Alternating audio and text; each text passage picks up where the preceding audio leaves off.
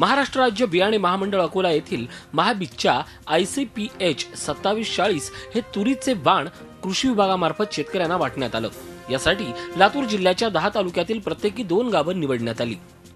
त्यापैकी उदगीर तालुक्यातील चिमाचीवाडी या राष्ट्रपती पुरस्कार मिळवलेल्या गावाची ही निवड करण्यात आली। प्रति बॅग 30 किलोचा उतारा येणार असा दावा करण्यात आला। जून 2016 मध्ये शेतकऱ्यांनी तुरीची लागवड केली, मात्र या रोपांना 8 महिने उलटून गेल्यानंतरही शेंगाच लागल्या नाहीत। त्यामुळे आता याचं काय करावं असा प्रश्न चिमाचीवाडी येथील शेतकऱ्यांना पडलाय। ज्या गावाला मोफत बियाणं वाटप केले तिथं हीच परिस्थिती। आम्ही पण पाहून आलो औषध तालुक्यात जाऊन, तिथं पण हीच भानगड आहे की सारखंच फुल येते, डोसकीच्या वर 8-8 फूट तुरी गेलेले। असं वाटतं की 40 क्विंटल तूर होईल हेक्टरी, पण इथं तर काहीच एक सुद्धा शेंग फुटायला तयार नाही। अशा पद्धतीने पूर्ण शेतकरी कोलमडून गेलेला आहे आणि अशामध्ये अत्यंत वाईट परिस्थिती झालेली आहे शेतकऱ्याची। शासनाने दखल द्यावी, नुकसान भरपाई द्यावं। आम्हाला काय अशा प्रकारे बियाणे दिले त्या लोकांनी। इसिक्रॅटनं संशोधित केलेल्या तुरीच्या बियाण्यांची पेरणी करून एकरी 30 क्विंटल उत्पादनाचं स्वप्न पाहणाऱ्या शेकडो शेतकऱ्यांच्या पदरी निराशा पडली आहे। उदगीरप्रमाणे औसा, निलंगा आणि इतर तालुक्यातील शेतकऱ्यांना याचा मोठा फटका बसलाय। आमचेच नाही, औसा तालुक्यामध्ये आम्ही दररोज पेपरला वाचतो, हीच अवस्था आहे।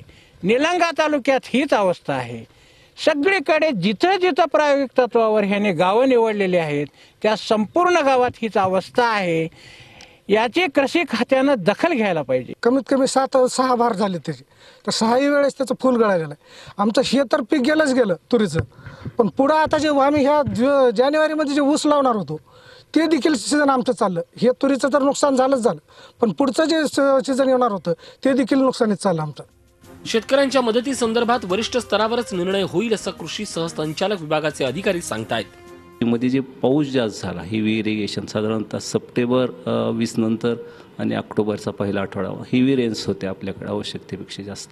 त्या हेवी रेन्सचा त्यांचा परिणाम असं त्यांनी रिपोर्टमध्ये दिलेलं आहे आणि आपण तो अहवाल वरिष्ठाला सादर केलेला आहे। दरम्यान कृषी विभागानं प्रशिक्षण घेऊन हे बियाणे वाटलं होतं, मात्र ते बोगस निघाल्यामुळे शासनानं बियाणं वाटप केलेल्या सर्वच शेतकऱ्यांना सरसकट नुकसान भरपाई देऊन दिलासा देणं गरजेचं आहे।